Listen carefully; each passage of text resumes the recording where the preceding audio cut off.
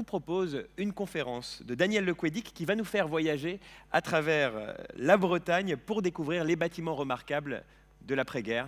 Et le voici de l'autre côté. Bonjour à vous, Daniel Lequédic. Et je vous invite à rejoindre le pupitre, effectivement. Vous êtes architecte et historien spécialiste de la Bretagne. Avant de vous laisser la parole, je précise, pour ceux qui sont venus en train, vous avez peut-être déjà vu l'exposition. En tout cas, votre travail, il a pris aussi la forme d'une exposition que le réseau des maisons de l'architecture a réalisé, qui s'appelle Icônes habitées et qui se trouve dans la gare de Lorient. C'est pour ça que je dis que ceux qui sont venus en train ont peut-être pu l'entreapercevoir. Il y en a quelques extraits, je crois, ici à la gare de Brest, d'où vous venez. Donc, ça permet à tous les voyageurs du coin, voilà, de pouvoir y jeter un œil. En tout cas, c'est une exposition donc, réalisée par le RMA avec votre sélection de bâtiments, Daniel Lequédic, et puis des photographies de Cyrus Cornu, qui a sillonné la Bretagne sur vos indications pour voilà, présenter lui aussi sa vision de chacun de ces bâtiments, avec l'aide de Marie Crabier aussi, qui a rédigé les légendes qui accompagnent la quinzaine de diptyques, donc pour une vingtaine de bâtiments. Ces images qu'on va retrouver dans votre présentation, et je vais vous laisser la parole tout de suite. Merci encore de votre venue.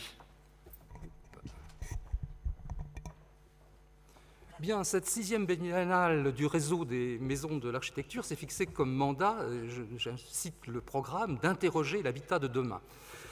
Pour autant, ces organisateurs n'ont pas voulu faire du passé table rase. Au contraire, ils ont souhaité montrer que cet avenir avait un passé, qu'il venait dans le prolongement de nombreuses expérimentations dont les succès, comme les échecs d'ailleurs, sont de précieuses leçons.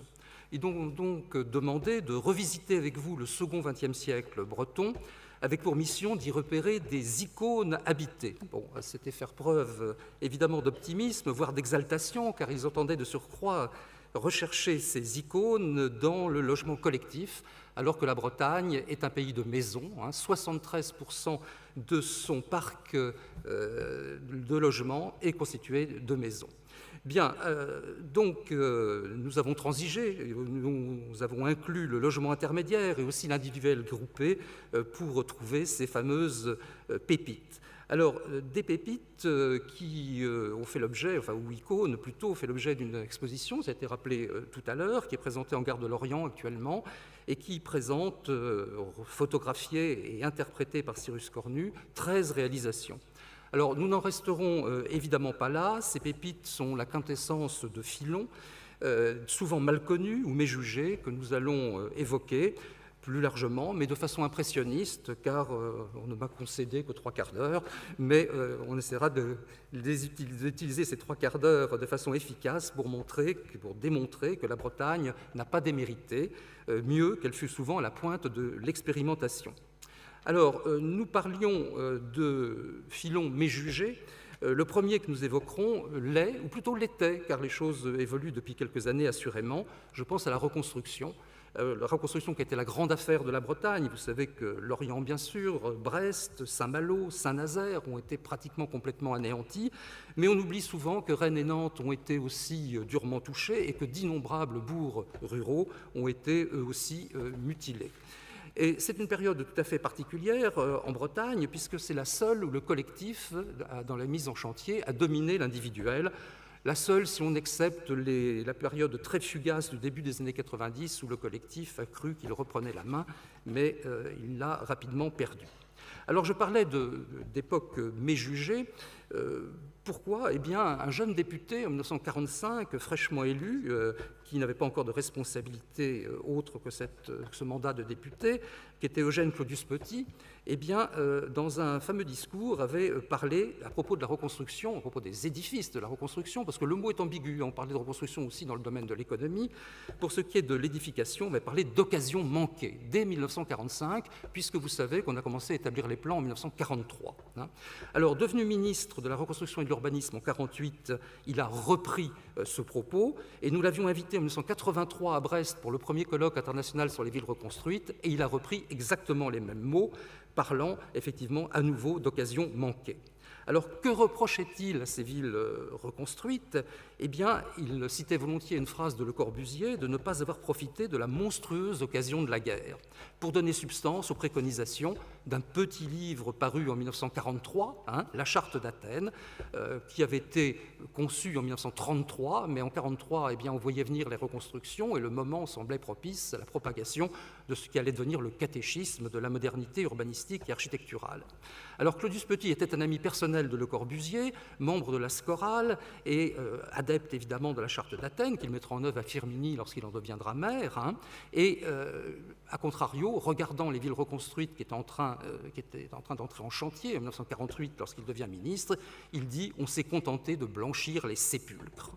Alors, qu'entendait-il par là? Eh bien, on avait modérément remembré, on avait misé sur le parcellaire, on avait redonné un tissu urbain au sens traditionnel, et de surcroît, eh bien, on avait commis ce péché ultime qui était de remettre en place des rues et des places, toutes choses eh bien, que la Charte d'Athènes condamnait. Quant à l'architecture, elle était souvent sans ostentation. Alors j'emploie cette expression qui était dans les consignes données aux architectes reconstructeurs, sans ostentation. La France était un pays dont les villes étaient largement codifiées et il ne fallait pas donner l'impression à ceux qui habitaient des villes qui n'avaient pas été mutilées, eh bien que tout l'argent consacré au logement allait vers ces villes reconstruites. Donc il fallait que l'architecture fût sans ostentation. Alors, on opta pour une forme de néoclassicisme qui a été regardé comme étant le signe d'une banalité un peu plus tard. En réalité, un regard plus acéré montre que cette architecture n'était pas sans mérite et qu'elle n'était pas uniforme comme on a longtemps fait semblant de le croire. Et j'utilise volontiers une phrase de Patrick Dieudonné qui dit que l'on a un plaisir de collectionneur lorsque l'on lève un peu le nez en se promenant le long de ces rues réputées banales. Alors en fait, loin de la banalité, elles anticipaient, ces villes, sur les principes de la typomorphologie qui, 30 ans plus tard, allaient l'emporter et balayer largement le mouvement moderne, ce que d'ailleurs avait fait remarquer au colloque de 83 Maurice Culot et Rob Krier, qui étaient présents et qui, eux, regardaient avec admiration ces villes reconstruites que la plupart des architectes urbanistes regardaient encore avec dédain à ce moment-là. Et puis ces villes, elles eurent leurs pépites. Des pépites, des immeubles ordonnancés, notamment, ici nous sommes à Brest, quelquefois, toujours à Brest, quelquefois aussi teinté d'historicisme, voire de régionalisme. Là, c'est la place Alsace-Lorraine, ici à Lorient, de Hourlier. Et puis, de façon plus inattendue, on a trouvé l'expérimentation. Au passage, je ne le redirai pas, mais nous trouvons un certain nombre des images qui ont été tirées de l'exposition de Cyrus Cornu, qui sont une réinterprétation des photos qu'il a pu faire initialement. Et puis, on trouve aussi, moins connu, eh bien, par exemple, de l'individuel groupé, déjà. Nous sommes ici un projet brestois de Yag.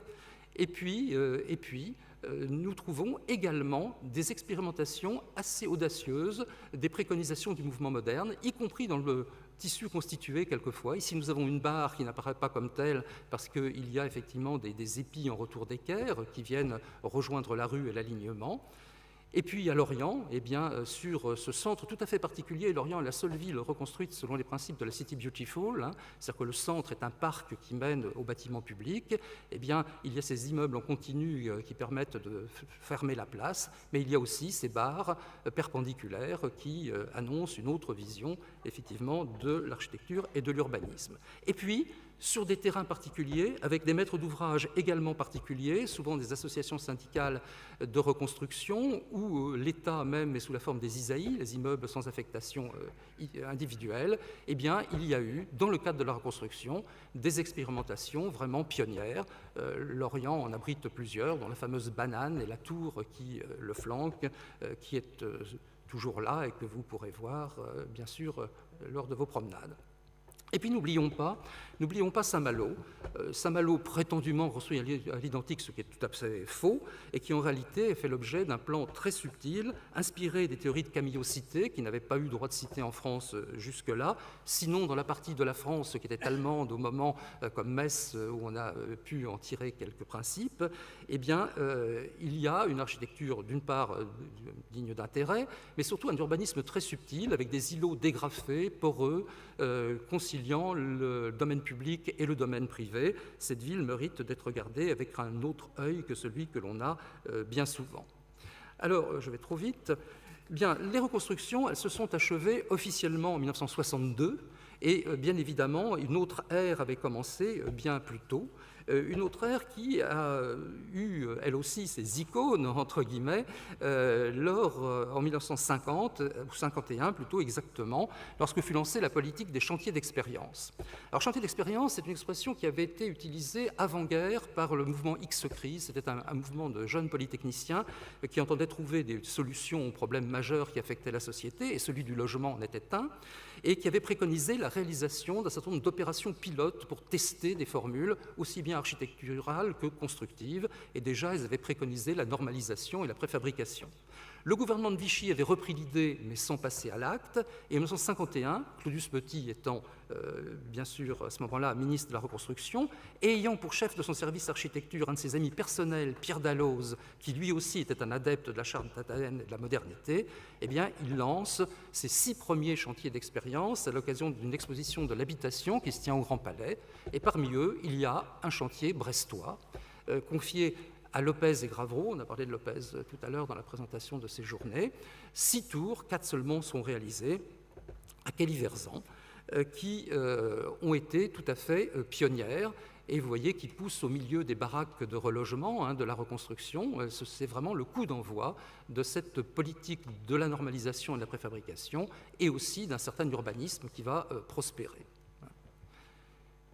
Alors, ces tours, je vous le signale avec cette image, elles ont fait partie des premières à être revêtues, rhabillées, pourrait-on dire, en 1987, non pas pour des problèmes thermiques, mais pour des problèmes d'étanchéité.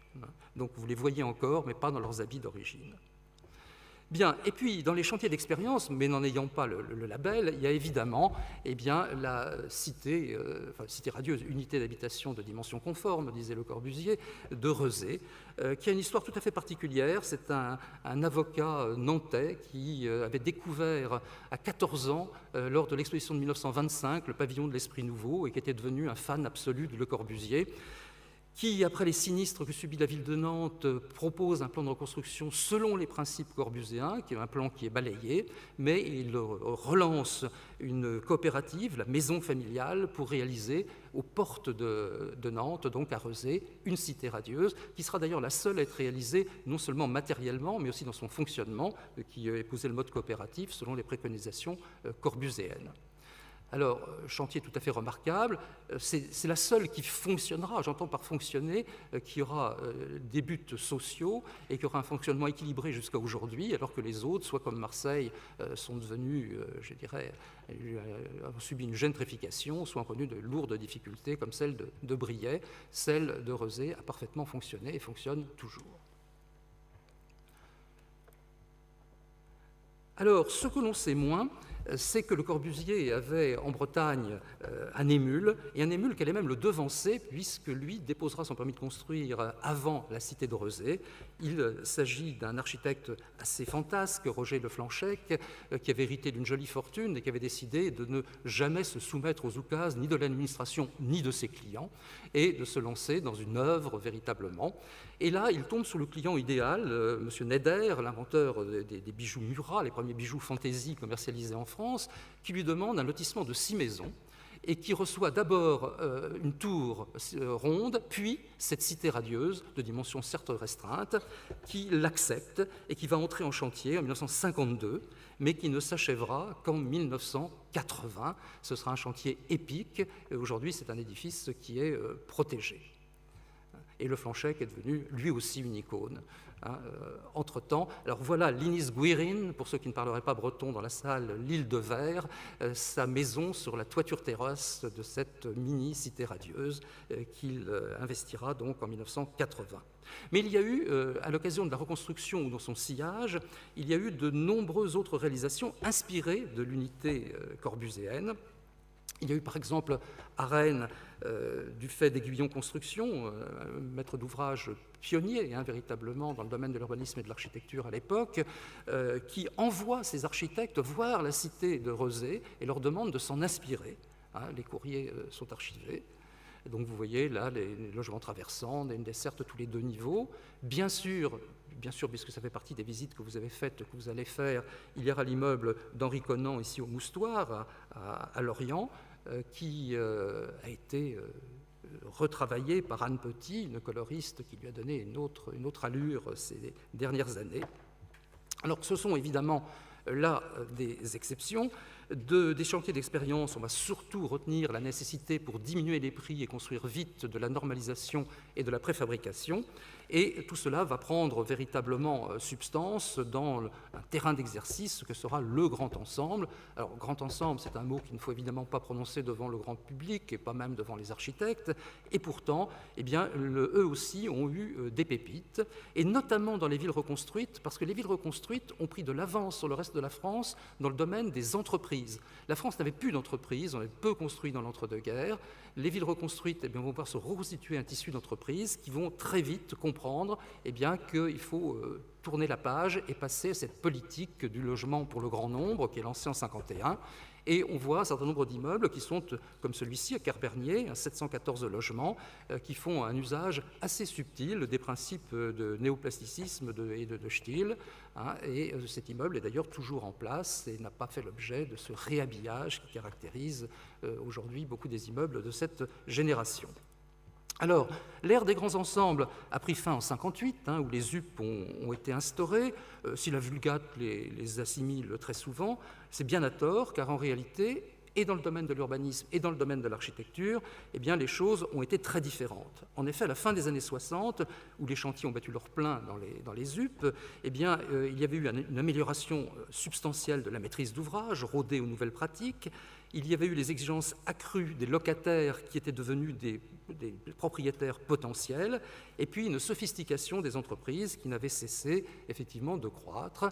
Et lorsqu'on se promène dans les UP bretonnes, là aussi on trouve des édifices tout à fait intéressants. Je pense à celui-ci de Jacques Calitz, qui est Louis Fraissinet, le neveu du Fraissinet ingénieur de Gênes, dans la ZUP de Brest, qui est un édifice tout à fait intéressant, remarquablement dessiné. Mais dans le domaine de la préfabrication, je pense à ce procédé BCTS mis en place par Bertrand Tessier, un architecte rennais, et Alberto Cortellari, un architecte brestois, qui fera l'objet de nombreuses réalisations qui permettaient pour la première fois de réaliser des demi-niveaux et d'avoir des façades extrêmement variées sans déroger au principe de la normalisation et de la reconstruction. Et puis on a cité tout ailleurs Georges Mayols. Ici vous voyez au Haut-de-Zourme, dans la ZUP sud de Rennes, un édifice de 1971. Nous allons reparler de Georges Mayols, car il a joué un rôle important en Bretagne, à Rennes plus particulièrement, puisqu'il ne s'est pas éloigné de cette ville. Mais je vous propose un détour par Saint-Herblain, aux portes donc de Nantes, avec un immeuble qui avait la prétention d'être une ville à lui tout seul, le Sillon de Bretagne, encouragé par Noël Le Maresquier, qui était l'architecte départemental, réalisé par 4 architectes nantais, qui regroupe 895 logements, mais aussi les équipements, les commerces, et qui fera vraiment image pendant très longtemps. Mais chose promise, chose due, nous allons en revenir à Georges Mayols. Alors Georges Mayols, il s'est fait connaître bien au-delà de Rennes, où il avait réalisé des choses assez modestes, notamment dans le cadre d'une cité d'urgence, et des choses, disons, qui ne faisaient pas l'objet d'un affichage spécial.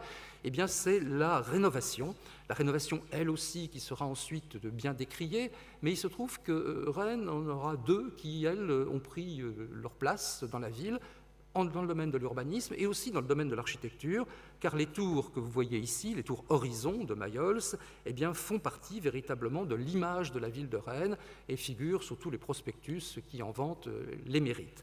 Une tour très étonnante due à un promoteur privé audacieux, d'autant que c'est une tour de studio, qui était un programme qui était inusité en France à l'époque, et il préconisait, ce promoteur, un bel avenir à ce type de logement. Donc Mayols sera l'architecte de la rénovation de ce quartier, qui était le quartier le plus sinistre de Brest, le quartier dit de la rue de Rennes, dit de la rue de Brest, qui avait fait la une de la presse nationale à la suite d'un fait divers sordide, un bébé mordu par des rats dans son berceau, et donc on rase tout ce quartier, on le change de nom, on lui trouve le nom de la ville-évêque, et Mayol réalise certains de ces édifices, dont ces fameuses tours que nous voyons ici. Alors c'est le début aussi d'une préfabrication d'un nouveau genre, avec des panneaux de très grande dimension, avec des surfaces gauches à double courbure, et puis du ciment blanc qui fait son apparition sur le marché. Alors juste à côté, et ça ne lui rend pas vraiment justice, car elle doit se voir avec les tours, il y a cette autre barre réalisée, la Caravelle, réalisée elle aussi par Mayol, qui met en tension là une préfabrication très lyrique que nous venons de voir pour les tours, et quelque chose d'extrêmement rigoureux ici pour cette barre. Alors, Mayol, il va beaucoup construire à ce moment-là, et dans des programmes sociaux et dans des programmes privés, y compris dans le tissu constitué, comme la barre Saint-Just, ici en 1969, qui est toujours un édifice remarqué de Rennes. Et puis, il jouera vraiment de la plastique que permet cette préfabrication améliorée, ici dans le Belvédère en 1973, ou dans le trimaran, pardon, c'est le trimaran. Là. Alors, j'ai dit qu'il y avait deux opérations de rénovation qui avaient marqué Rennes. L'autre est à mettre au crédit de Louis Arèche, qui devient l'architecte conseil de la ville d'ailleurs, et c'est celle du Colombier, où il réalise cet édifice cette double tour, l'éperon, qu'il faut mettre aussi au crédit de Jean-Louis Sarf, l'ingénieur qui a travaillé avec lui sur ce programme. Alors, les grands ensembles, les UP, les rénovations dont nous venons parler, relevaient de la nécessité, construire des logements, beaucoup de logements dans un pays qui en avait manqué cruellement. Et puis, les Trente Glorieuses, c'est aussi l'avènement des loisirs, des vacances et de la réinvention de l'urbanisation du littoral. Alors, parler aujourd'hui d'urbanisation du littoral, c'est évidemment quelque chose de prohibé et de monstrueux, mais en revanche, c'était l'actualité. Vous savez que Pierre Racine avait été chargé d'une mission sur le Languedoc-Roussillon en 1963. Eh bien, la Bretagne n'est pas restée en reste, parce qu'en 1964, Raymond Marcellin est devenu président du Conseil général du Morbihan, et lui aussi va lancer une société d'économie mixte, la SATMOR, qui aura pour but d'urbaniser le littoral du Morbihan. Alors, avant de s'aventurer dans le Morbihan, on va se cantonner quelques instants dans la Baule, qui évidemment connaît une nouvelle croissance à ce moment-là, et on y voit là des villas disparaître au bénéfice d'un collectif de front de mer, qui est qualifié à l'époque de brésilien. On appelait brésilien l'architecture qui se revendiquait du mouvement moderne, qui adoptait des formes plus douces et notamment qui admettait la courbe. Et ici, donc, un immeuble très remarqué de Pierre Doucet. Mais le Morbihan va innover. Il va innover parce que se dessine ce que les sociologues ont appelé la secondarité.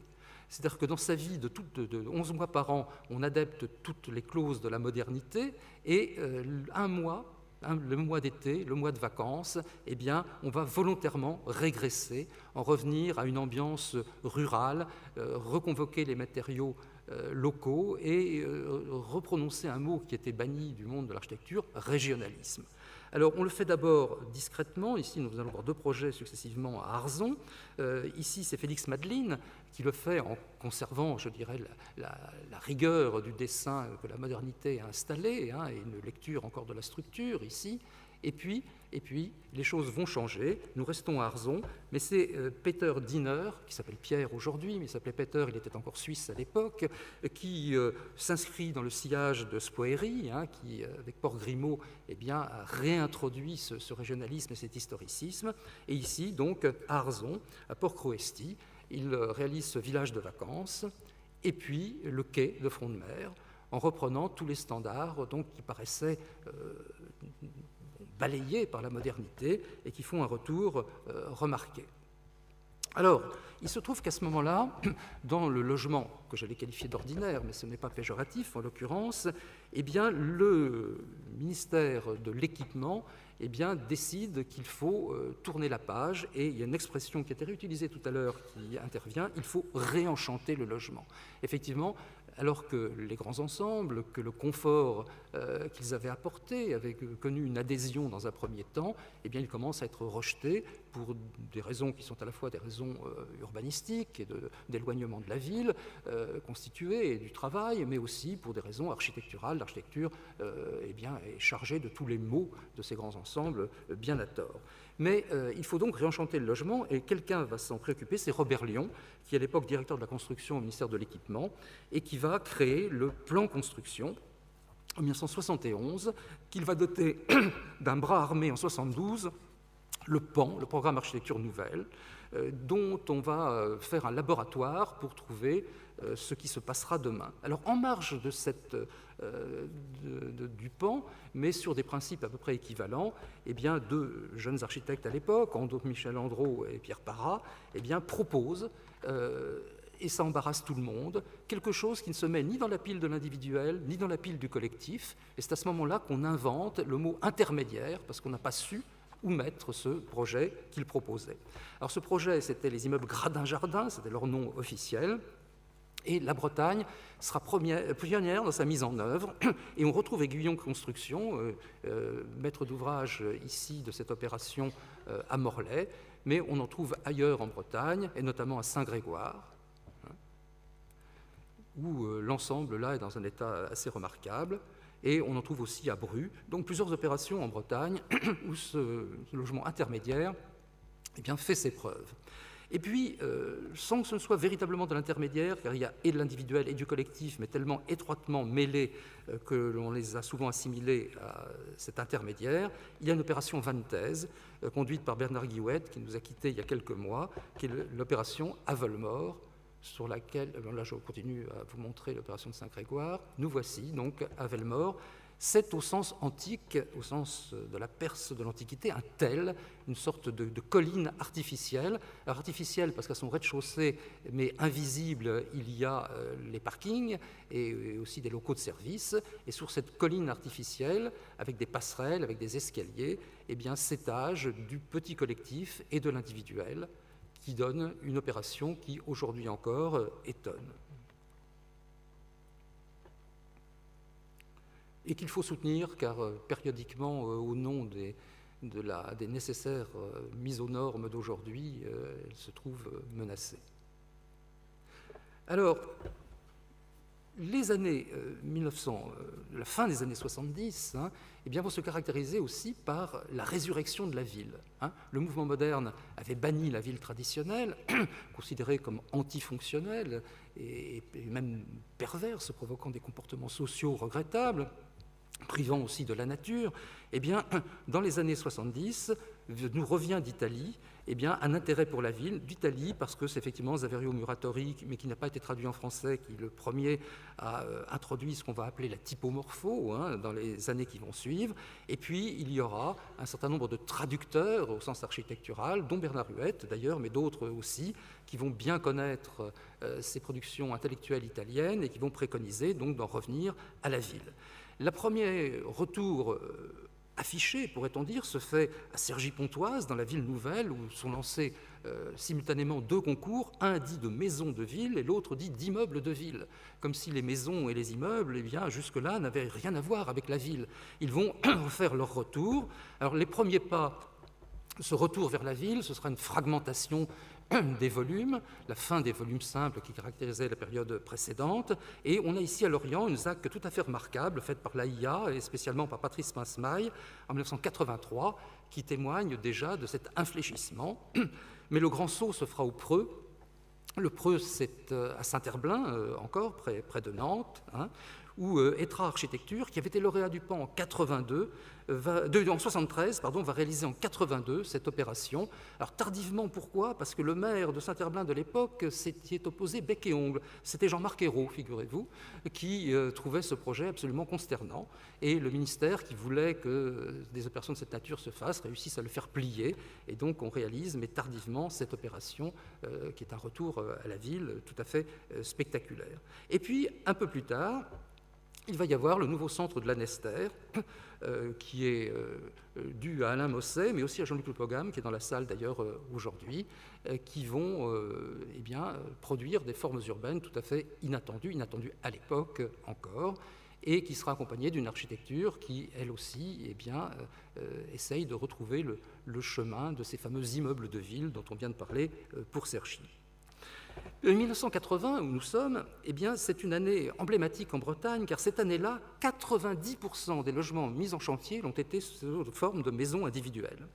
Ce qui a redonné substance, évidemment, à une intention qui s'était manifestée dès 1966, quand Pompidou était Premier ministre et voulait qu'on oriente vers la maison individuelle. Pourquoi vers la maison individuelle? Parce qu'il pensait qu'il fallait que les Français payent leur logement, que ça ne devait plus être à l'État et aux collectivités locales de le faire, et qu'ils ne le paieraient qu'à la condition que ça corresponde à leurs désirs. Et leur désir, on le savait depuis 1947, la fameuse grande enquête, c'était la maison individuelle.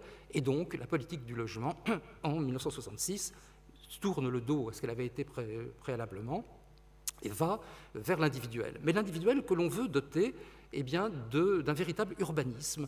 On ne souhaite pas se satisfaire du lotissement qui est devenu une sorte de parking à maison.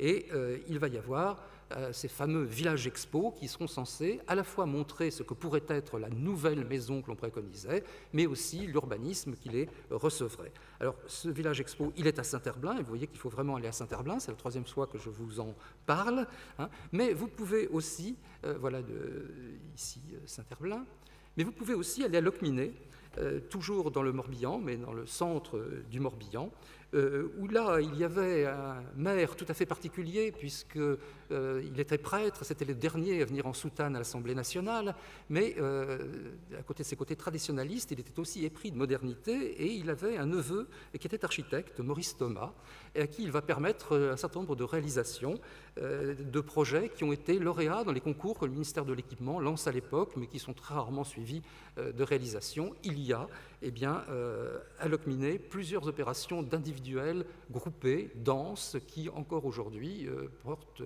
présentent un intérêt majeur, dont cet ensemble qui s'appelait Arc-en-Ciel, mais qui hélas ne l'est plus, Arc-en-Ciel, réhabilité il y a quelques années, et il est devenu bien pâlot.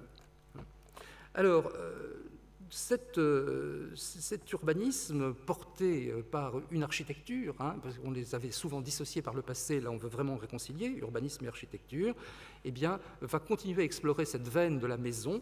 Et en 83, le PAN 12 a pour lauréat, dans le domaine de la maison individuelle, un jeune architecte que personne ne connaît à l'époque, Dominique Perrault, qui va réaliser à 30 moult, donc sur le territoire de la commune de Rezé, cette opération d'individuels groupés qui a été très remarquée et qui a contribué, après bien sûr la cité radieuse, à faire de Rezé une terre d'expérimentation architecturale et urbanistique que son maire, Le Floch, brandira volontiers comme bannière de sa commune. Alors, le PAN va devenir Europan, et Europan va continuer ce rôle de réinvention du logement. Et je pense notamment à cette opération qui est dans les Côtes-d'Armor, cette fois-ci, à Plérin-sur-Mer. C'est un projet de Cita Architecture et spécialement de Lucas Meister. C'est un projet qui essaye, là encore, de reprendre le thème. Alors ça, c'est imprévu, je ne sais pas comment on fait dans ces cas-là. Non, ça y est, bon, voilà. Donc, de reprendre le thème de l'intermédiaire, mais en intriquant l'individuel et le collectif, un peu comme Guillouette l'avait fait à Avalmore. Et donc, cette opération, elle aussi, sera très remarquée, tant pour l'individuel que pour le collectif qu'elle associe. Alors, on y voit la conservation de la rigueur moderniste, mais nous sommes dans des opérations solipsistes qui sont encore en marge des bourgs et des villes, et où les principes du mouvement moderne peuvent être mis en œuvre sans avoir à se confronter avec le déjà là. Eh bien, pourtant, le rapprochement allait se faire. Il se fait dans la dernière décennie du XXe siècle, avec un effet improbable. La modernité, dont la jeunesse s'estompait, il faut bien le dire, va fraterniser avec la ville constituée, s'y glisser, la continuer, ce qu'avait d'ailleurs diagnostiqué en 1982 un des organisateurs, dont Paul Chemetov, de l'exposition La modernité inachevée, qui était une exposition qui s'était donnée pour but démonter les arguments de la postmodernité qui avait le vent en poupe, et qui avait repris ce thème, la modernité inachevée, qui était tiré d'un article de Jürgen Habermas. Et eh bien, cette modernité qui fait un pas vers la ville, elle va d'abord prendre ses quartiers dans les ZAC, qui seront très souvent des îlots d'acclimatation. Ici, nous avons les Belles de Vilaine à Rennes. Mais on va voir aussi, dans les tissus constitués, je le disais, se glisser ces opérations qui, dans un premier temps, eh bien, avaient pris leur distance avec la ville, et notamment avec ces quartiers pavillonnaires de la fin 19e ou du début du XXe siècle. Ici, nous retrouvons cette architecture, et à nouveau Lucas Meister, au Guelmer, c'est un quartier brestois populaire, et une opération s'y installe à l'alignement, et avec une mitoyenneté qui ne vient pas contrarier le déjà là. Et puis, une opération qui va lancer sa carrière, c'est Édith Girard, qui était bien connue d'un petit cénacle parisien comme enseignante et comme architecte déjà, mais qui n'avait pas franchi le périphérique, et qui va le franchir résolument, puisqu'elle va gagner un concours à Brest pour la reconstruction d'un îlot qui datait des années 20, qui va être rénové, détruit donc. Et là, elle va, elle aussi, eh bien, faire entrer la modernité dans un tissu constitué, même dans un parcellaire relativement complexe. Ce qui ne l'empêchera pas d'avoir dans les parties de ce vaste terrain et qui le permettent eh bien, des pratiques un peu expressionnistes. Mais elle reprendra aussi des matériaux locaux. Il y a dans ce quartier des immeubles qui avaient des immeubles de l'entre-deux-guerres qui avaient un bardage de zinc. Pourquoi un bardage de zinc? Parce que figurez-vous qu'il y avait des servitudes de tir de l'artillerie de marine et il y avait des immeubles qui devaient être démontés extrêmement rapidement en cas de guerre et de mise en œuvre de ces batteries. Et donc c'était des immeubles à ossature bois avec une façade qui était revêtue d'un bardage de zinc. Et là, on voit, c'est une réinterprétation par Édith Girard, donc. À Rennes, c'est Roland Simounet qui, lui aussi, eh bien, accepte ces nouvelles règles du jeu, l'alignement, l'îlot, pour produire cette opération, la résidence Pierre Corneille. Et puis nous retrouvons ici à Lorient Bernard Guillouette, dont on a parlé tout à l'heure, avec son fils Christophe, lui aussi architecte, et Marc Fatus. Je crois que vous avez visité hier une maison de Marc Fatus, qui vont, dans le cadre d'un concours, eh bien, commencer une opération qui trouve aujourd'hui ses prolongements, de restauration, rénovation du quartier de la Gare et de tentative de franchissement de cette saignée qui est la voie de chemin de fer qui segmente la ville à Lorient. Alors, cet apaisement qui fait que le mouvement moderne et la ville ont trouvé un terrain de réconciliation, eh bien, vont permettre d'aller plus loin encore, puisque le pardon sera accordé par la ville à la modernité radicale, à condition que ces formes acceptent d'aller à résipiscence. Et ce sera le cas ici, dans le cadre d'une opération DSQ, qui va remodeler véritablement ces trois bars spectaculaires, perpendiculaires au bassin à flot, donc en plein centre-ville de Lorient, où là, Roland Castro et Sophie Denisov eh bien, vont réaliser ce qu'ils préconisaient depuis longtemps, mais sans trouver de maître d'ouvrage pour leur permettre de le faire, ce travail sur des bars que l'on aurait pu détruire, somme toute, mais on se l'interdit dans la démarche que préconise Castro à l'époque, car il pense qu'on ne doit pas faire, je le disais en introduction, mais je reprends la phrase, on doit faire du passé table rase, qu'on ne peut pas abolir notamment cette période des années 50, 60, qui était la période de toute l'histoire où on a le plus construit en France, et donc qu'il faut garder la mémoire, mais que l'on peut retravailler les formes qui ont été léguées dès lors qu'elles ne donnent plus absolument satisfaction. Donc l'opération du Quai de Rohan a été très remarquée, abondamment publiée. Et je me souviens d'ailleurs ici d'un débat entre Siriani et Castro, Siriani disant avec une certaine ironie à Castro que c'était assurément son plus beau projet. Et donc un peu plus tard, la barre République qui vient conclure cette démarche. Conclure parce que là nous sommes en 2003 et nous voici donc au XXIe siècle, qui n'est pas au programme de notre déambulation. Et les 40 minutes qui m'étaient imparties sont elles aussi écoulées. Et donc nous en resterons là si vous le voulez bien. Je vous remercie de votre patience.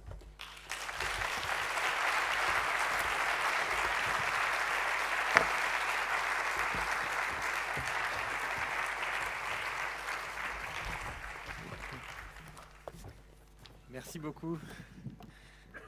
Un grand merci Daniel Le Couedic et dans les temps avec ça. Alors vraiment, je vous en remercie vivement. On va appeler à nous rejoindre Michel Toulminet, qu'on a vu tout à l'heure, le maire adjoint de Lorient, pour continuer ensemble la discussion. Vous allez, Daniel Le Couedic, vous asseoir avec nous, qu'on discute tous les trois. Voilà, si vous voulez mettre au milieu peut-être. Allez, au milieu, si vous le voulez bien. Eh bien, rebonjour. Michel Toulminet, je prends mon ordinateur parce que je vous le rappelle qu'on est non seulement diffusé en direct, mais qu'en plus, voilà, les commentaires des internautes vont aussi pouvoir participer à nourrir nos discussions.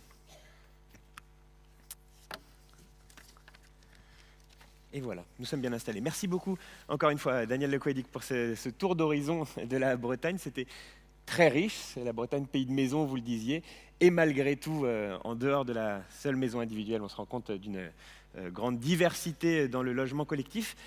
On a appelé avec nous Michel Toulminet parce que notamment il a été question de pas mal de bâtiments, 6 bâtiments si je ne dis pas de bêtises, de Lorient, et on se disait que ça pourrait être intéressant pour faire le lien entre cette histoire des 50 dernières années et des 70 dernières années, pardon, et le présent, voire même le futur, de pouvoir en discuter avec l'un des principaux intéressés, puisque Michel Toulminet, je rappelle que vous êtes adjoint au maire de Lorient en charge de l'urbanisme, du logement et de la politique de la ville. Pour commencer, peut-être une question, Daniel Le Couedic, à propos de ces bâtiments lorientais. Est-ce que vous les avez choisis parce que nous sommes ici à Lorient et que il fallait tout de même faire un petit clin d'œil à la ville qui nous accueille, ou alors est-ce que dans une histoire, dans un panorama de l'architecture de logement en Bretagne depuis l'après-guerre, il aurait été question de toute façon de Lorient? Oui, Lorient, effectivement, présente une singularité qui se traduit d'ailleurs dans le label de ville d'art et d'histoire obtenu précocement, 10 ans avant Brest, je pense, à un moment où les villes reconstruites n'étaient pas encore véritablement en hauteur de sainteté. Et je pense qu'ici, d'une part, la reconstruction a été extrêmement intéressante, mais, je vais le dire de façon un peu caricaturale, en partie en raison d'un cafouillage. C'est-à-dire que la ville qui a d'abord failli être reconstruite à l'Armor, et non pas à Lorient, est revenue sur Lorient. Et quand Louis Petit est arrivé aux affaires, il trouvait que Lorient était un mauvais exemple parce qu'on avait donné plus qu'ailleurs peut-être la parole aux associations syndicales de remembrement et de reconstruction, et que cette ville était bâtarde de son point de vue. Mais en réalité, être bâtarde, en l'occurrence, ça voulait dire admettre une diversité qui fait quelquefois cruellement défaut à d'autres villes reconstruites. Donc c'est une ville intéressante et qui a été servie par des architectes de qualité, très souvent à l'époque jeunes architectes sans réputation encore, mais qui ont fait véritablement œuvre architecturale. Donc c'est une ville intéressante, mais elle a un deuxième titre, c'est qu'elle a été, je le disais il y a quelques minutes, elle a été précoce dans sa redécouverte des vertus de la reconstruction, et aussi dans un regard spécial porté à l'architecture. Et je pense que ça a été lié, bien sûr, à la personnalité des gens qui étaient aux affaires en ce moment, autant chez les élus que dans les services, et aussi à une alliance des services. Dans beaucoup de villes, effectivement, la culture, le tourisme, l'urbanisme et l'architecture se tournent le dos. Et ici, il y a eu une remarquable synergie qui a permis de remettre en valeur ces architectures, et aussi, on a terminé avec l'opération de Castro et Denisov, d'avoir des opérations qui véritablement ont eu un renom national. Et alors, je pense à une qui, au-delà de son renom national, en tout cas localement, on ne peut absolument pas la rater, c'est l'opération des échasses, l'immeuble du Moustoir. Tiens, on va peut-être remettre d'ailleurs cette image pour qu'on l'ait bien tous en tête. Je voulais vous interroger là-dessus, Michel Toulminet, ce bâtiment qu'on ne peut pas rater en arrivant évidemment à Lorient, quel que soit le moyen de transport d'ailleurs, j'ai pu en faire l'expérience. Quel rapport les Lorientais entretiennent-ils avec lui? Et j'aimerais bien vous poser la question, peut-être précisément depuis sa remise en couleur. Vous le disiez tout à l'heure, Daniel Le Couedic, c'est, je crois, l'architecte coloriste Anne Petit, si je ne dis pas de bêtises, qui a eu la charge de coloriser ce bâtiment. Alors attendez, on va y venir dans un instant. Je crois qu'il arrive bientôt. Ouais, on remonte le temps, exactement. Voilà. Et alors attendez, on va le voir avec la belle photographie de Cyrus Cornu. Non, ben non, en fait, pas du tout. On est passé? Non, c'est encore avant, oui, d'accord. Excusez-moi. Pardon. On l'a eu, hein, On l'a eu, mais il n'y avait pas la grande photo de Cyrus Cornu, c'est pour ça? Si, il y a eu. Alors, pardon, excusez-moi. J'ai pas les yeux en face des trous, c'est bien, on a une longue journée. C'est après Cornu. Voilà, hop. Ah ben voilà, c'est ça l'image de Cyrus Cornu, effectivement. Donc, qui met d'ailleurs d'autant plus en valeur cette mise en couleur qui n'est pas exactement fidèle à la réalité, c'est une interprétation bien sûr du photographe Cyrus Cornu. En tout cas, on imagine, Michel Toulminet, que ça a pu changer aussi le rapport des Lorientais avec ce bâtiment. Oui, mais pas seulement avec ce bâtiment, parce qu'on a d'autres opérations de colorisation dans la ville. Et donc, en fait, c'est un projet un petit peu plus vaste. Ça concerne ce bâtiment qui est emblématique, mais également un certain nombre de petites opérations, de petits bâtiments, voire de maisons individuelles. On a une politique de colorisation de la ville. Autrefois, le slogan, c'était « Lorient, ville blanche et fleurie ». Eh bien, aujourd'hui, c'est une ville qui retrouve des couleurs, si je peux me permettre, à tous les sens du terme. On va continuer de s'interroger sur cet immeuble en particulier, mais peut-être sur cette question de la colorisation, Daniel Lecoedic. On sait que ces bâtiments, ils n'ont pas forcément bonne presse, ils ne sont pas toujours bien vus, alors pas forcément par ceux qui y habitent, hein, mais en tout cas dans l'image qu'on peut en avoir. Et d'ailleurs, bon, si on en parle aujourd'hui, c'est bien qu'ils font partie d'un patrimoine, mais je ne pense pas qu'on puisse associer facilement ce mot de patrimoine avec toutes les opérations que vous avez pu nous présenter à l'instant. Ces opérations de colorisation, on en voit ici, on peut commencer à entendre parler un petit peu d'opérations de la sorte. Est-ce que c'est un phénomène qui se met en place pour mieux apprécier ce patrimoine-là ? Bon, alors là, il faut dire qu'il n'y a pas de trahison de l'architecte, ce n'est pas une volonté de gommer ce que lui a souhaité mettre en place. Bon, certes, cet édifice n'avait pas de couleur jusqu'à présent, mais on se souvient que Le Corbusier, qui est le maître à penser de cette formule, eh bien, lui avait mis de la couleur dans les cités radieuses, et que donc il avait envisagé d'emblée cette pratique. Bon, je ne suis pas sûr que là, il s'agisse vraiment de la palette de Le Corbusier, mais donc il y a quelque chose qui s'inscrivait véritablement dans les intentions initiales. Et il n'y a pas de transgression. Hein. Bon, alors, moi étant architecte d'une première vie, effectivement, je me méfie des transgressions. Quand la mise en couleur consiste à faire disparaître un certain nombre des caractéristiques de l'urbanisme ou de l'architecture qui est recouvert ou qui sont recouverts, généralement je grommelle, hein, avec des exceptions, parce qu'il y a des gens, je pense à Bernard Lassus par exemple, qui ont su sur des grands ensembles qui étaient, je dirais, un peu rudes, apporter des transgressions de qualité. Mais là, on est vraiment dans la ligne. Alors, vous parliez tout à l'heure des mises en couleur à Lorient. Il se trouve que Lorient est une ville très riche pour son architecture de l'entre-deux-guerres, où il y a un art déco populaire qui se faisait déjà à l'usage de la couleur et qui s'y prêtait en tout cas très largement. Et là encore, sans trahison, eh bien, il y a la possibilité de réintroduire de la couleur dans la ville. Mais en ce moment, il y a d'autres villes bretonnes qui font l'objet de mise en couleur, quelquefois sauvages, entre guillemets, c'est-à-dire à l'initiative des occupants. C'était le cas, par exemple, d'un quartier loucheur à Brest, où là, bien, la municipalité a pris le train en marche. C'est d'abord la population qui, de façon revendicative, a utilisé la couleur, qui, effectivement, fait partie aujourd'hui de l'arsenal qu'une population peut manier. Hein, et quand on a un ou une coloriste de talent, eh bien, on peut en profiter de surcroît. Michel Toulminet, si Daniel Lecoedic ne grommelle pas, il le disait à la vue de ces couleurs-là, du coup, je vous demandais précisément le regard des Lorientais et des gens qui passent par Lorient. Vous avez pu sentir une évolution sur la vision de ce bâtiment, combien il est apprécié ou pas. Quand je suis arrivé ici à Lorient, la première fois que je suis venu, c'était il y a 1 an. On sait que j'aime bien l'architecture, on me l'a présenté immédiatement et on m'en a parlé. Je ne sais pas si ça serait forcément le cas pour d'autres visiteurs. On m'a demandé un exemple à Lorient pour parler ce matin. J'ai naturellement choisi celui-là. J'ai recherché un petit peu qu'est-ce qu'on pouvait en dire autrefois, et il était indiqué dans la presse à l'époque, les automobilistes étrangers pourront émettre un premier jugement. Pourquoi ? Parce qu'ils arrivaient à l'époque par le pont Saint-Christophe, remontait le boulevard de Normandie, le pont de Radour-sur-Glane, et effectivement, c'était la première porte sur la ville. Je crois que ce bâtiment, depuis qu'il a été colorisé, eh bien, il a permis aux Lorientais de le redécouvrir, tout simplement. Et je rajoute qu'il n'est pas le seul bâtiment de ce type, parce qu'il a un petit frère jumeau qui est un peu plus loin, dans un quartier nord de Lorient, et qu'il faudrait peut-être aussi coloriser, d'autant que c'est celui qu'on voit quand on est sur la nationale 165. Et donc je pense que ce besoin aujourd'hui de colorisation des bâtiments, il vient peut-être encore une fois de ce slogan Lorient, ville blanche et fleurie, mais il permet à chacun de retrouver une certaine individualité, de pouvoir s'exprimer et de faire une ville qui est un peu moins morne qu'elle ne pouvait l'être, un peu moins commune. Et aujourd'hui, on a besoin d'individualité, on a besoin de recherche esthétique, on a besoin de se différencier. Si on a une uniformité, je ne pense pas qu'on atteint l'objectif d'une qualité de vie.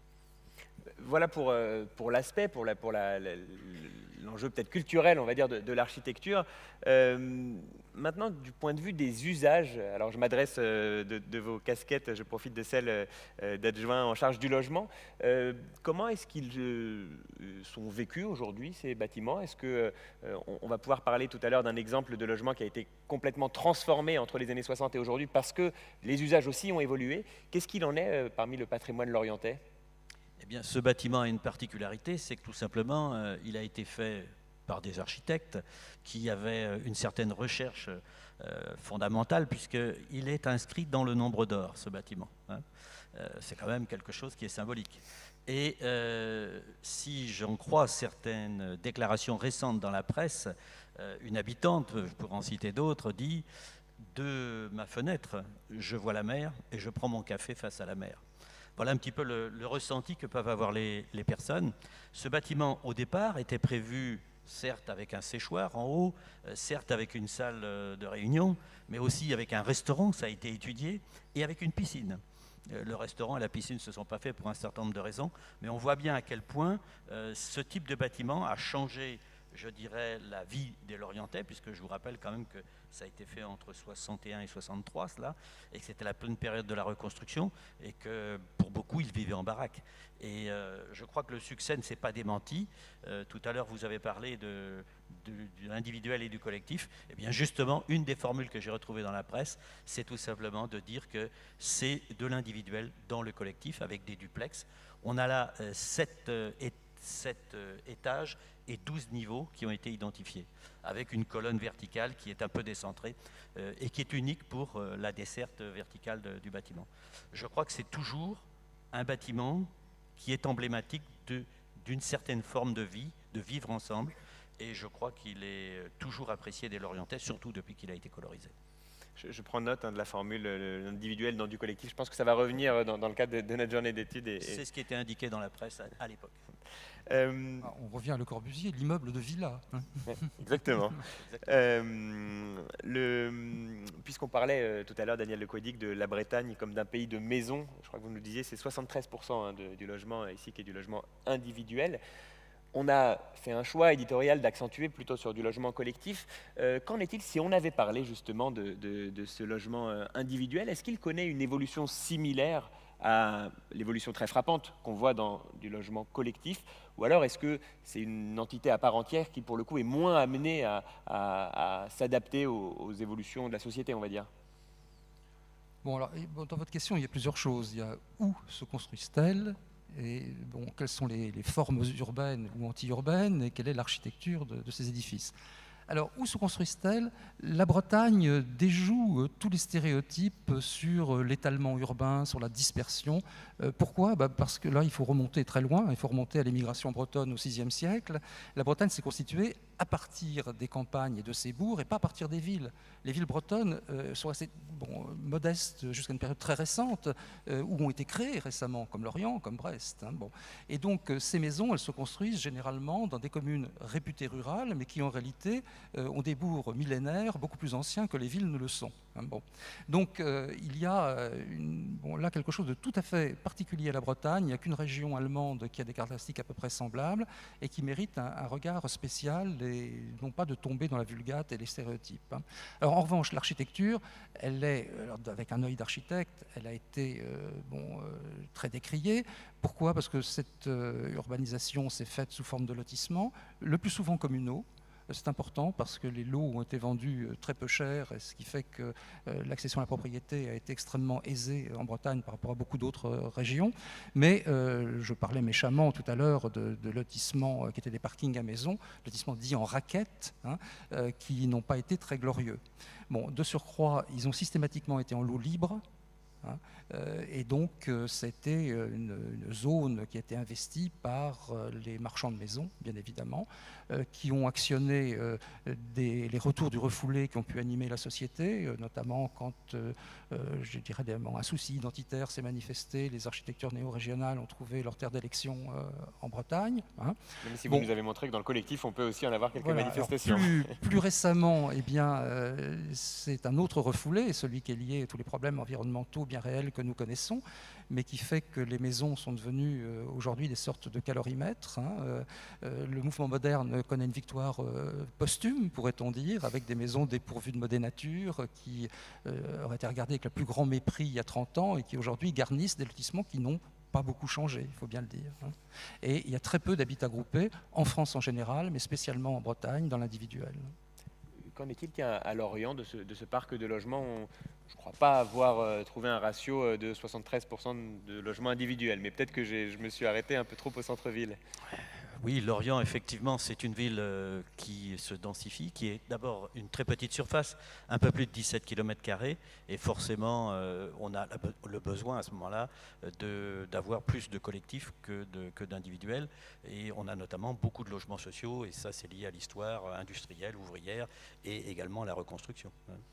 Et ce bâtiment en est typiquement l'exemple. Et puisqu'on parlait des usages tels qu'ils évoluent, on le disait on a parlé spécifiquement de l'immeuble du Moustoir. Plus largement, le patrimoine lorientais de l'architecture de logement, est-ce que il s'adapte plutôt bien aux évolutions des manières de vivre? On voit, en se baladant dans le centre-ville, et notamment derrière le Moustoir, du coup, tout un quartier qui est en pleine renaissance, restructuration, beaucoup de chantiers sur place. Qu'est-ce qui est en train de se mettre en place là-bas? C'est ce que je disais tout à l'heure. Dans mon introduction, je parlais de la reconstruction de la ville sur elle-même, mais de la reconstruction d'après-guerre. Et cette reconstruction d'après-guerre, quand elle a commencé, elle était moderne, des bâtiments étaient beaux. On apportait la modernité et le confort, il ne faut pas l'oublier. On venait quand même d'une ville qui était en baraque et avec des conditions de confort qui étaient quand même tout à fait relatives. Et puis, je peux me permettre de vous interrompre une seconde. C'est quand même dans les baraques que les Brestois et les Lorientais ont appris le confort. Oui. Le confort était très supérieur à ce qu'il était dans les logements ordinaires de ce qu'on appellerait aujourd'hui la classe moyenne. C'était des baraques à pièces multiples, avec des salles de bain, avec des chauffe-eau, ce qui était quelque chose de tout à fait nouveau, et d'où une certaine nostalgie qu'ont eu les Lorientais comme les Brestois quand il a fallu quitter les baraques, et leur refus même à certains moments de le faire. Oui, mais ce que je voulais dire, c'est qu'on avait les baraques qui étaient quand même de taille relativement réduite. On arrivait dans des bâtiments en dur, avec des ascenseurs, avec la salle de bain, avec les toilettes, etc., le chauffage central. Vous imaginez quand même que c'était quelque chose d'assez nouveau et d'assez intéressant. Et moi, je venais d'une petite ville pas très loin d'ici. On n'avait pas tout ce confort-là. Même si quand je suis arrivé à 7 ans, j'ai découvert une ville de baraques, à un moment donné, le début de la reconstruction a été vécu comme véritablement un renouveau. Ça, c'est le premier point. Le deuxième point, c'est la ville, je le disais tout à l'heure, elle se renouvelle constamment parce que ces bâtiments, malheureusement, ont vieilli. Il y a par des défauts d'entretien, leur structure également a vieilli, et c'est pour ça qu'on a une opération particulière telle que le Saint-Michel, où il nous a fallu, pour des raisons de structure, parce que le sable était un peu salé, c'est moins qu'on puisse dire ici, déconstruire le bâtiment pour le réinterpréter en gardant les codes et en lui donnant, je dirais, une excroissance qui permet de revaloriser en quelque sorte l'ensemble. On parle d'une partie du bâtiment, d'une extrémité. On a repris les codes, on les a modernisés, en espérant que entre la retraite, nouveau bâtiment, et ce bâtiment, l'hôtel Saint-Michel, ça fasse un peu école et qu'on puisse, je dirais, moderniser, réhabiliter tout cet espace de boulevard Cosmao du Manoir et de la rue Franchet-d'Espéret. Puis on a la Poste également, qui sera un très très beau projet, là aussi qu'on va déconstruire pour des raisons, je dirais, de facilité, mais qu'on va reconstruire suivant les codes initiaux. On va garder la Poste au centre-ville et après on fait de la sobriété foncière, on densifie, etc. Mais vous le voyez bien, la ville aujourd'hui, elle doit se réinventer, et c'est pas seulement construire du logement, c'est en même temps revoir toute la politique de la ville qu'on a pu avoir jusqu'à présent. Quelle est la place des espaces publics? Quelle est leur dimension? Si on veut avoir de la sobriété foncière, on va être obligé de densifier un peu la ville. Et qui dit densification dit obligatoirement qualité de vie. Et qui dit qualité de vie dit végétalisation, place de la voiture, etc. Enfin bref, on repense tout. On va peut-être pouvoir passer un micro dans le public si certains d'entre vous ont envie de continuer de prolonger cette discussion à l'aune d'une expérience propre ou d'un questionnement qui vous serait venu durant la présentation de Daniel Lequédic ou la discussion qui en a suivi. Et de la même manière, je vais regarder aussi du côté des commentaires si on a quelques réactions en ligne. Voilà, j'ai sous les yeux les messages, donc vous n'hésitez pas non plus. Et alors, il faudrait bien lever la main bien haut. Non, ou alors ça a été vu, c'est bon. Ah ben voilà, nous avons le micro qui vous arrive, madame.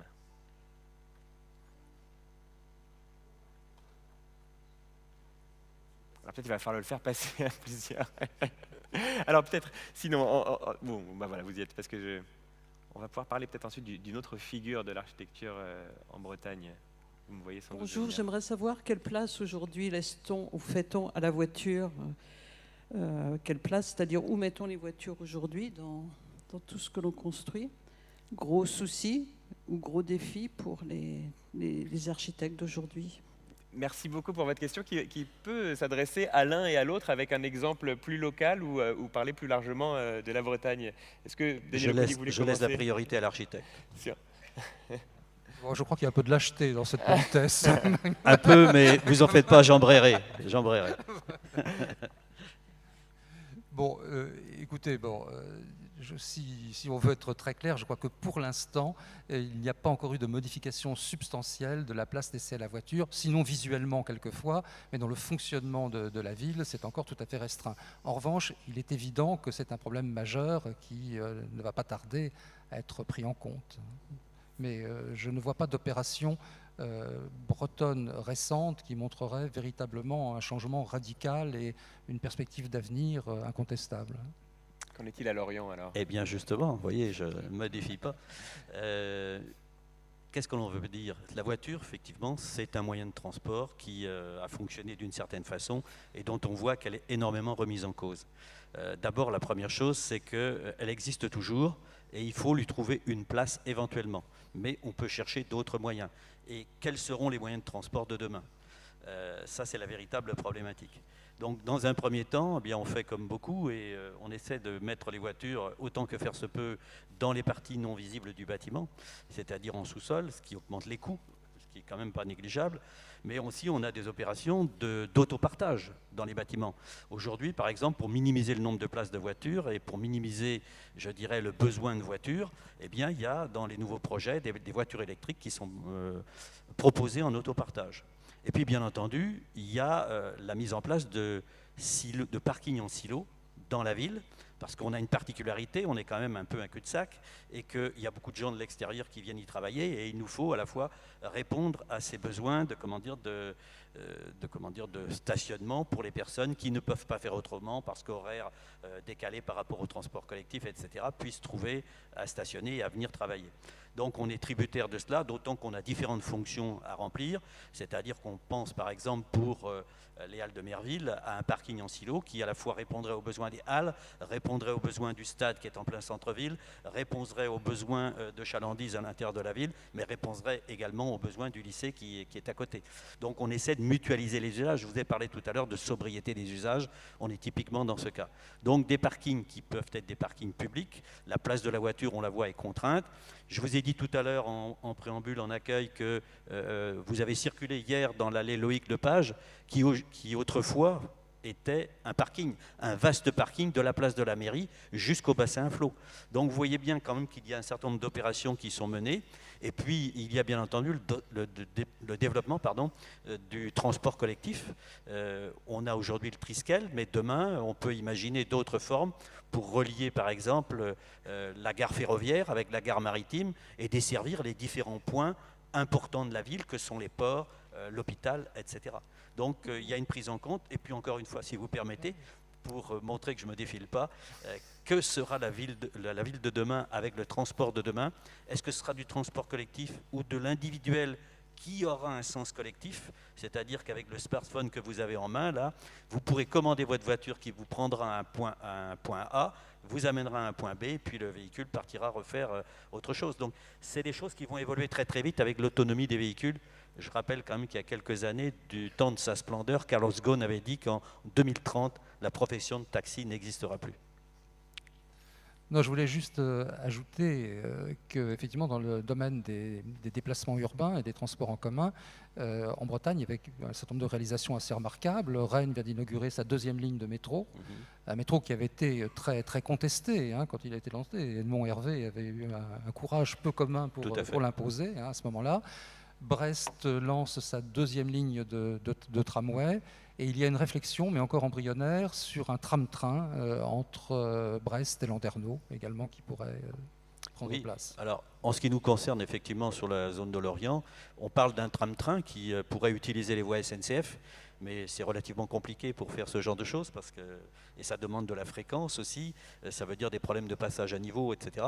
Mais dans le cadre de notre programme politique, et ce qui ne concernait pas seulement que notre liste, il y avait le projet d'utiliser justement cette voie ferrée qui existe de la gare routière jusqu'à la gare maritime, jusqu'au port, et un projet de tram-train.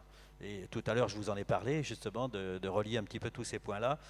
Notre idée aujourd'hui pourrait être, plutôt qu'un tram-train, de faire en quelque sorte quelque chose qui ne serait qu'un bus, qui nous permettrait d'avoir un seul opérateur, on y réfléchit en tout cas, une seule technologie.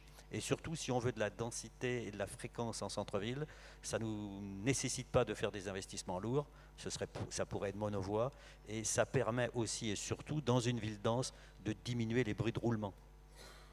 Le métro à Paris, c'est pas pour rien qu'il est sur pneus.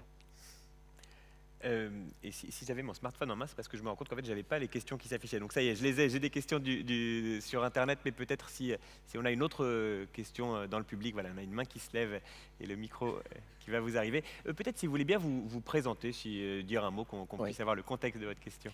Alors, Jacques Boulnois, architecte et président de la Maison de l'Architecture Centre Val de Loire. Vous avez beaucoup évoqué le mot dense et densification. Personnellement, je préfère celui intensification de la ville.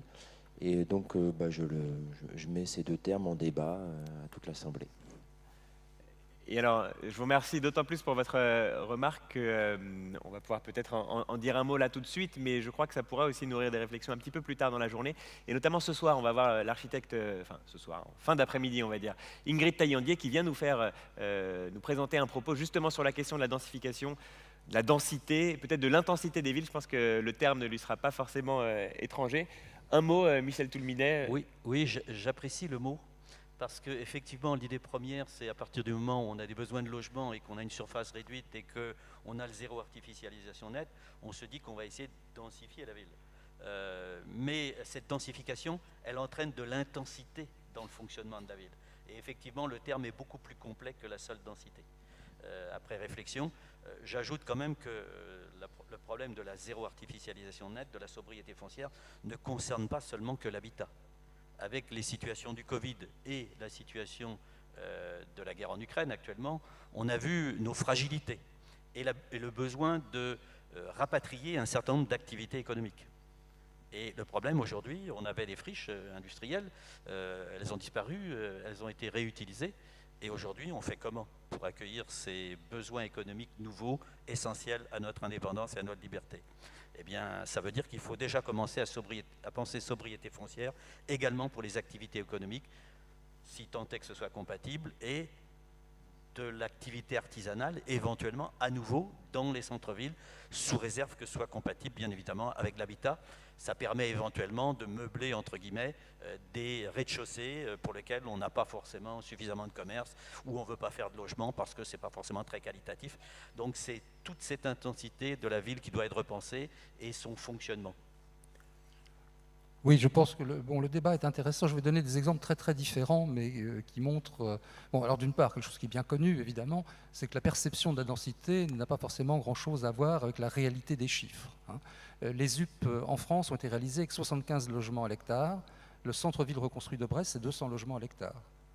Or, pour le commun des mortels, c'est la ZUP qui est dense, hein, bien évidemment. Bon, ensuite, des choses plus troublantes. La maison individuelle sous forme de lotissement a consommé beaucoup de terrain. Mais 2 thèses récentes au Muséum d'histoire naturelle montrent que la biodiversité dans les lotissements des années 60, alors il y a des exemples dans la région parisienne et dans la région rennaise, eh bien, est à peu près équivalente au bocage. Et quand on densifie les lotissements, on diminue drastiquement la biodiversité, quand on diminue les terrains disponibles. Donc il y a là une complexité qui mérite d'avoir un regard plus global que celui qu'on porte généralement avec des slogans ou des phrases toutes faites. Oui, et pour compléter peut-être, Lorient, à titre d'information, en 1974, avait 72 000 habitants.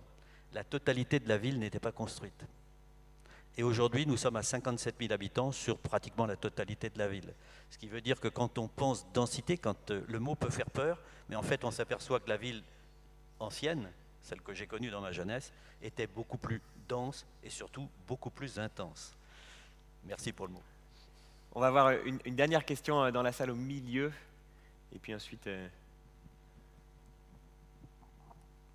Bonjour, Nathalie Torréjean, architecte à Pau. Justement, c'était sur la question de la biodiversité, les espaces publics en général. Au niveau de la densité, vous l'avez dit, au niveau des ZUP, ce qu'on a souvent oublié, c'est que quand ils étaient conçus, ces quartiers avaient des espaces publics et notamment une réflexion sur les espaces extérieurs qui n'étaient souvent pas réalisés. Parce que quand on arrivait au bout des travaux, on n'avait plus d'argent pour faire les espaces publics. Je pense que c'est ça qui fait partie aussi de cette impression de densité, de côté négatif de ces espaces-là. Mais aujourd'hui, qu'en est-il de ces immeubles en centre-ville, où il y a quand même une densité de logement qui est importante en termes d'espace public, et notamment de relation à la nature ou à la biodiversité? Alors, peut-être... commençons par l'exemple orientais cette fois, de façon concise, et puis on dans toute chose, il faut voir le côté positif des choses, et on va parler un peu Covid. Et quand il y a eu le Covid et que la ville était bloquée, comme toutes les villes de France, eh bien on s'est aperçu qu'il y avait tout simplement des chevreuils qui se baladaient dans la ville. C'est quand même assez surprenant, ça a été une découverte. Et donc il ne faut pas grand-chose. Et c'est aussi pourquoi on a commencé, non seulement pour faire des économies, avant que ça devienne trop cher, parce qu'on a lancé ça il y a déjà depuis le 1er janvier, si je me souviens bien, et on a voté en quelque sorte, c'est pas en quelque sorte, on a voté l'extinction des lumières la nuit. Et justement dans le but aussi de permettre, je dirais, une certaine réaccaparation de la ville par la biodiversité, de façon à ce que dans les voies qui sont les voies d'accès au centre-ville, eh bien on puisse avoir des animaux qui se promènent autant que faire se peut. Voilà un petit peu les choses telles qu'on peut le voir, mais il est clair qu'aujourd'hui les bâtiments que l'on construit, ce que l'on demande, ça ne doit pas être minéral. Lorient, vous avez constaté, elle a été reconstruite un peu de façon minérale. Je parle par exemple de la place de la mairie, pour lequel on a un projet de revégétalisation. On a supprimé, je vous l'ai dit déjà 2 fois, les parkings qu'il y a à la place de l'allée Loïc Lepage. On voit bien qu'il y a une volonté de renaturer la ville. Je vous ai parlé de la qualité de vie tout à l'heure. C'est quelque chose qui nous semble important. À titre d'information, Lorient a 50 mètres carrés d'espace vert de plus de 500 mètres carrés identifiés dans la ville par habitant. 50 mètres carrés. 50 mètres carrés par habitant d'espace vert de plus de 500 mètres carrés. Je ne compte pas les jardins privés ou des choses de ce type-là. Pardon, j'ai pas bien compris. 50 mètres carrés d'espace de plus de 500 mètres carrés identifiés, qui sont des espaces verts de plus de 500 mètres carrés, eh bien, chaque Lorientais dispose de 50 mètres carrés. Très bien. Alors, une ville comme Angers dispose de 100 mètres carrés. Okay, mais ils ont une plaine qui est inondable, qu'ils ont mise dedans, bien entendu, et ça fausse un petit peu le débat. Mais à partir du moment où on veut rendre la ville intense, eh bien, il faut avoir quelques critères, en quelque sorte, de qualité de vie. Et un des critères de qualité de vie, pourrait être justement d'avoir un œil sur ce ratio-là, comme sur d'autres éventuellement. Daniel Lequedic, peut-être même question, mais alors peut-être on peut insister aussi sur les évolutions. On parle de certains de ces quartiers, effectivement, qui... en leur état de livraison, avaient pu voir leurs espaces publics peut-être un petit peu délaissés. Avec les années aussi, on a pu avoir des réhabilitations de tous ces quartiers-là. Quelle est aujourd'hui la place des espaces publics dans tout ce patrimoine que vous nous avez présenté ce matin ? Bien, avant de répondre à la question, j'allais vous encourager à venir visiter, je suis prêt à vous servir de guide, la ZUP de Brest. Je l'ai reparcouru il y a une dizaine d'années avec François Parfait, qui était le haut fonctionnaire inventeur des ZUP, qui avait les larmes aux yeux en disant « c'est ce qu'on voulait faire, c'est ce qu'on voulait faire ». Donc il y a des ZUP heureuses. Bon, mais ça c'était de l'ordre de la boutade. Alors, le mot espace public, là je pense qu'il a été utilisé avec des significations différentes. Tout à l'heure, j'évoquais trop rapidement, bien sûr, dans les années 80, le retour en grâce de la ville. Et un des thèmes, porté par un livre de Jürgen Habermas, c'était sa thèse qui avait fait l'objet d'un livre et traduit tardivement en français, mais sur l'espace public, est devenu une grande affaire. Et l'espace public n'avait pas forcément la signification qu'on lui donne aujourd'hui. Et je pense que cette signification des années 80 est très négligée aujourd'hui. Quand on regarde la façon dont les revues d'urbanisme et d'architecture représentent les projets, c'est à qui mettra le plus de vert. Hein. Le vert étant censé être nécessaire, bien sûr, mais suffisant aussi pour garantir une vie heureuse. Et alors peut-être avait-on été trop radical dans les années 80 et 90 sur ce concept d'espace public, mais je pense qu'on le néglige beaucoup aujourd'hui et que la verdure, pour utiliser un mot du XVIIIe siècle, est certes souhaitable, mais qu'elle ne doit pas non plus venir combattre les vertus de la ville, qui sont celles de la rencontre, du frottement, même pourrait-on dire, et qui passent par une certaine minéralité. On a une Oui, tout à fait. dernière question. C'est un problème d'équilibre. On a une dernière question en ligne, alors je la prends de façon un petit peu rapide à propos de... on nous demande, c'est Sophie qui nous demande si Lorient met en place des médiations particulières sur son histoire et son architecture. J'ai un petit début de réponse déjà dans le cadre de cette biennale à laquelle la ville de Lorient est partie prenante et l'office de tourisme aussi qui organise des visites. Je sais que notamment l'immeuble du Moussoir qu'on voyait tout à l'heure peut être visité dans le cadre d'un parcours architectural et bien sûr la maison de l'architecture et des espaces en Bretagne. Voilà, je ne sais pas si vous aviez d'autres éléments à rajouter, mais... Je crois que vous avez tout dit. Oui, enfin, moi, je voudrais témoigner de ce mouvement qui vient de loin, hein, à Lorient.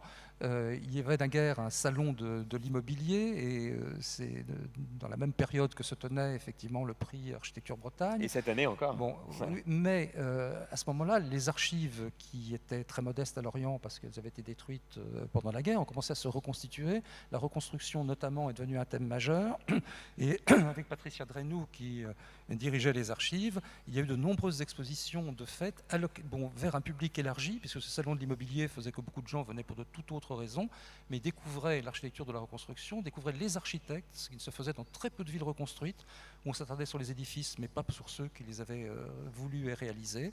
Et donc Lorient a vraiment été pionnière en la matière. Hein. Enfin, pour aller dans ce sens-là, d'ailleurs, je parlais de l'office de tourisme, pardon, c'est plutôt le service ville, art et d'histoire de la ville de Lorient, et donc ça corrobore tout à fait vos propos. Pour terminer, à titre complémentaire, on a créé une commission extra-municipale du patrimoine, justement, qui regroupe donc des élus et des particuliers, et on réfléchit à toute cette façon de redécouvrir notre patrimoine, et notamment d'identification et d'information dans la ville. Et alors pour terminer, un point, parce qu'on en a parlé tout à l'heure, bien sûr trop rapidement, dans un panorama aussi large, on ne peut qu'évoquer les architectures et leurs architectes. Il y a Georges Mayols à Rennes, qui a une place un petit peu particulière en Bretagne, qui... On peut le voir un peu comme un étendard. C'est lui qui pouvait peut-être nous faire dire que oui, l'architecture de logement collectif a sa place en Bretagne. Est-ce que vous pouvez nous dire, Daniel Lequaudy, que vous nous racontez ses premiers bâtiments, mais aujourd'hui, est-ce que par Mayols, on a un retour sur... alors, une certaine forme d'architecture postmoderne peut-être, mais appliquée à la Bretagne en particulier? Est-ce qu'il participe à l'identité du logement en Bretagne? À l'identité rennaise, certainement. Je ne suis pas sûr que, hormis bien sûr dans le cercle étroit des architectes, je ne suis pas sûr qu'il soit très connu hors de Rennes. Mais c'est vrai que ces réalisations rennaises, c'est quand même très étonnant que, d'une part, dans toutes les brochures que la ville produit, mais aussi dans celles que le promoteur qui est toujours un promoteur important sur la place, produit aujourd'hui, eh bien, ce sont ces édifices des années 70 qui sont toujours mis en avant. Donc il a vraiment réalisé, a doté cette ville. Mais il faut dire que Rennes revenait de loin.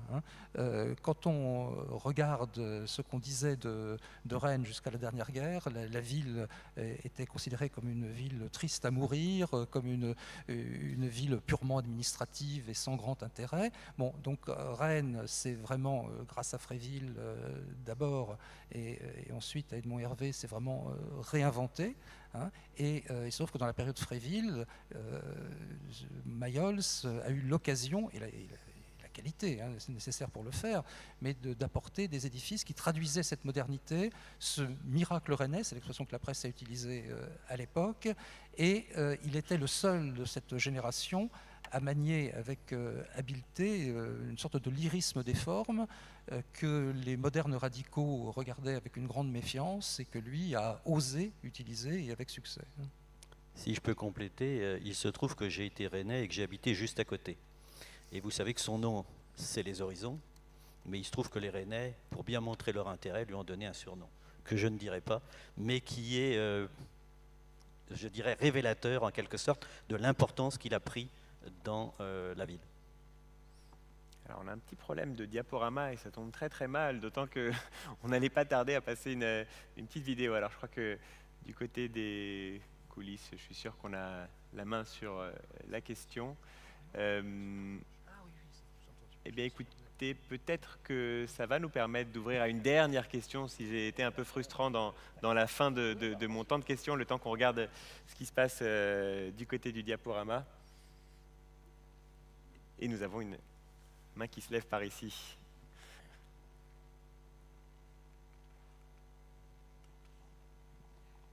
Je suis une simple habitante et je n'ai pas entendu encore parler de la place, la mobilité, la sécurité pour les enfants dans la ville. Il me semble qu'on en a un peu parlé, mais c'est vrai que vous savez qu'on souhaite une orientation des déplacements, des mobilités, dans le cadre des déplacements doux. Et donc, nous avons déjà des pistes cyclables, nous avons des espaces partagés dans la ville, et nous continuons à développer les pistes cyclables, les voies cyclables dans la ville, en relation avec les autres communes d'ailleurs, de façon à ce qu'il y ait un schéma de circulation, de mobilité douce sur l'ensemble de l'agglomération à terme. Je ne sais pas si j'ai bien répondu à votre question. Ça se fait lentement, c'est vrai. Mais je vous ai dit tout à l'heure qu'on réfléchissait à effectivement ce développement des transports collectifs en tenant compte des évolutions du transport en lui-même. Donc forcément, ça prend du temps, c'est des investissements qui sont relativement lourds et croyez-moi, on continue à y réfléchir. Puisque je vous ai parlé tout à l'heure du projet de ex-tram-train et qui pourrait être repris par exemple par un bus ou des choses de ce type-là et qui pourrait desservir différents espaces de la ville. Alors, je ne saurais dire à la place de madame si vous avez effectivement bien répondu, en tout cas sans aucunement que votre réponse ne soit un prétexte. Elle a permis d'avoir juste le temps de réparer le diaporama. Et on remercie l'équipe en régie qui a œuvré à cela. En tout cas, un grand merci à tous les deux. Merci Michel Toulminet pour vos réactions. Merci Daniel Lecoedic pour cette présentation, ce grand panorama historique de l'architecture du logement en Bretagne depuis l'après-guerre. C'était absolument passionnant et on peut vous applaudir. Merci.